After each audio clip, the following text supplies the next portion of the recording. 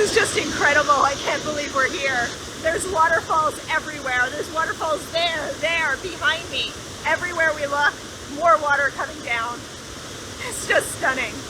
Iguazu Falls is the largest waterfall system in the world, with over 275 drops. The falls border Argentina and Brazil and can be seen from both countries. We just spent the day on the Brazil side of the Iguazu Falls water park, and it was amazing. I feel like I just spent the entire day at a thrilling water park. So let's back up to tell you how we got here and what we did today. And then we're going to go to the Argentinian side tomorrow and we can compare the two. Hi, I'm Chris. And I'm Emily. And we've taken early retirement so that we can slow travel around the world, spend more time with our families, and work on projects that matter to us. We're spending 4 nights in Puerto Iguazu, the town near Iguazu Falls, so we can visit both the Brazilian and the Argentinian sides. The Brazil side is known for its spanning vistas of the falls, and the Argentinian side really lets you get right up close to them. We'll tell you how we got here, what it was like to see the falls on both sides of the border, including what it was like to feel the power of the falls by getting on a boat.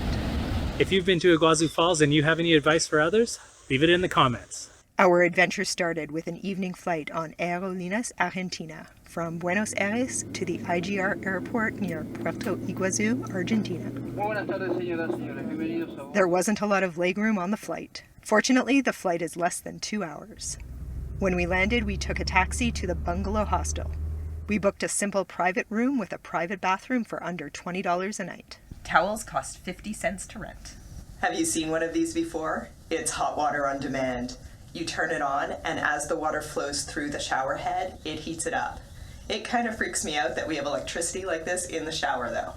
After a good night's sleep, we packed up our passports, water, sunscreen, and a change of clothes into waterproof bags and walked to the bus terminal.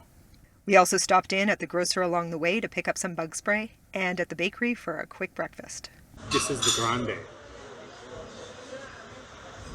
At the terminal, we bought 2 round-trip bus tickets to the Brazil side of the falls. We decided to visit the Brazil side first so we could get the spanning vistas of the falls and get a feel for the size of this massive waterfall system.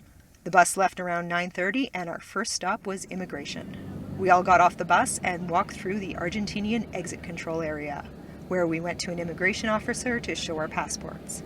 Once that was done, we kept walking through the area to the other side where the buses were waiting. When we arrived at the park, we bought our tickets using a credit card at the automated kiosks. Then we walked to the area selling boat tickets and bought those too. The Brazilian side of the park has 2 main sections: the area you go for the boat and the area you go to get views of the falls. We were told to go see the falls first, then do the boat ride second because you get really soaked on the boat. But I really wanted to do the boat first, so that's where we headed. There's a shuttle that runs right through the park, so you just hop on it and get off wherever you want.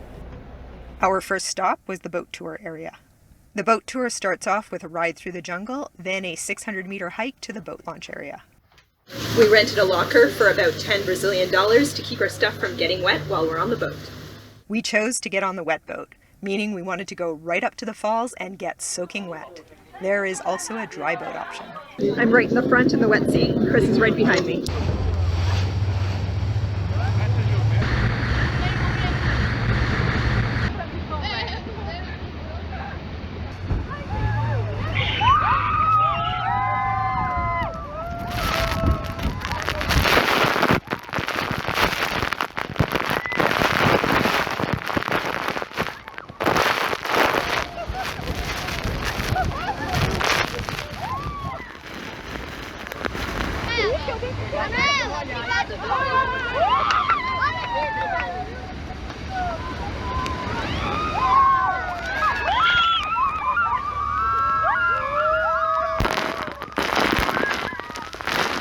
Picture yourself going under a shower with ridiculous water pressure. And that is how wet you're gonna get.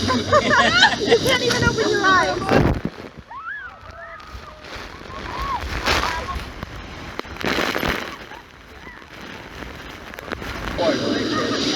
That was so intense.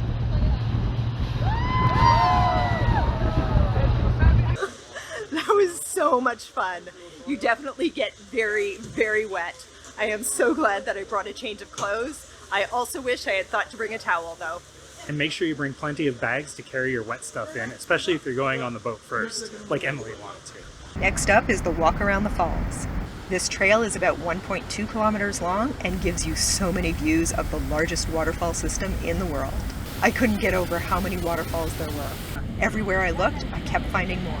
Then we walked out onto the boardwalk and I could really feel the power of the water. This is just incredible. I can't believe we're here.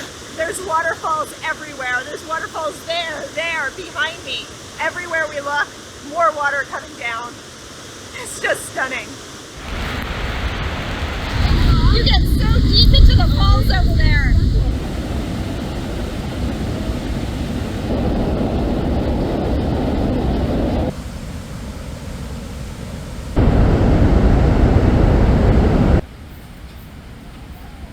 There were some restaurants and gift shops along the walk and right at the end, but we decided to get some food in town instead. So we boarded the shuttle back to the park entrance and then we found our bus back to Puerto Iguazu. And that was day one. Day two starts out like day one, except we get on the bus going to the Argentinian side of the falls instead. Let's see how they compare. When we get to the Argentinian side, we buy our tickets using our credit card and walk into the park. There is a train that gets you closer to the trails that you take to the falls, but we opted to take the green walking trail instead so we can try and spot some wildlife. The green trail ends where the train would drop you off. Unlike the Brazil side, which only has one trail, the Argentinian side has two waterfall trails, the upper trail and the lower trail.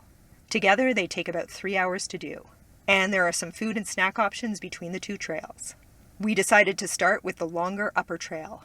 But before that, a quick pause as we remembered that the sun is intense here and there are mosquito-borne illnesses. My favorite combination, mosquito repellent and sunblock. The upper trail is about 2.4 kilometers long and follows the top of the waterfall system. This is where the river comes in and then spreads out to all 275 drops. The Argentinian side gets you much more close up to the falls where you get to see the power of the water. It was really cool to watch all the water swirling before it fell over the edge. See the way the water's swirling and it kind of dips down before it goes over? It's like... One thing about the Argentinian side is that to me it felt so much more crowded.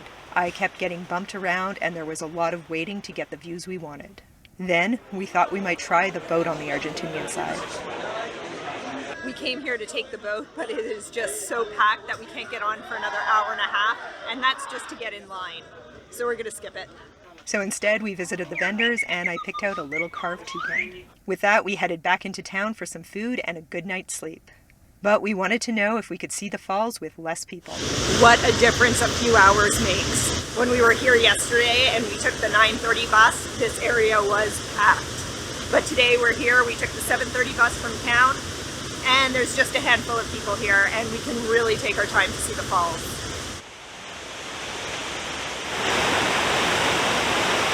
It seems to me like the falls make their own weather system. We have blue sky up there and there, but above the falls we're seeing the mist come up and all the cloud around it. Yesterday when we were here I was getting a little bit frustrated with all of the crowds and getting bumped into all over the place. And so I was thinking, oh, the Brazil side is definitely better than the Argentinian side. But now that we're back here and it's earlier in the morning and the clouds aren't here, I am just falling in love with these waterfalls all over again. Both trails now done a second time, we thought we'd try our luck with the boat again. When you're looking for the boat area after you've gone to the lower and upper trails, you're gonna come out to this 14 restaurant and there's no more signs for where the boats are. You have to go past the restaurant, down the street a little bit. There might be buses blocking the view, but you might see some trucks with the yellow, like jungle truck look. You go over there and it's just down the street a little bit, around a little bit of a corner on the right, and then you'll find it. All right, we just tried to do the boat today and it's not going for another 2 hours. Well, the next one is like in an hour, but it's already full. And then the next one after that is another hour. So we're just gonna skip it because we're basically done everything here now twice. So we're just gonna head back into town. So what we do know is it's pretty much the same on the Argentinian side as the Brazil side. The Brazil side seems to run a lot more often, so there's more chance of getting to go. but it's a lot cheaper on the Argentinian side. That's okay. We already had a great time getting up close to the waterfalls on the boat on the Brazilian side. And we're told the tours are very similar. We're on such an emotional high from getting to visit these amazing waterfalls. We feel so lucky to have been able to spend 3 full days here. First getting the panoramic view from the Brazil side, then seeing the falls up close on the Argentinian side, and feeling the full power of the water when our boat went right up against the falls. And that's our video for today. We will see you in the next one.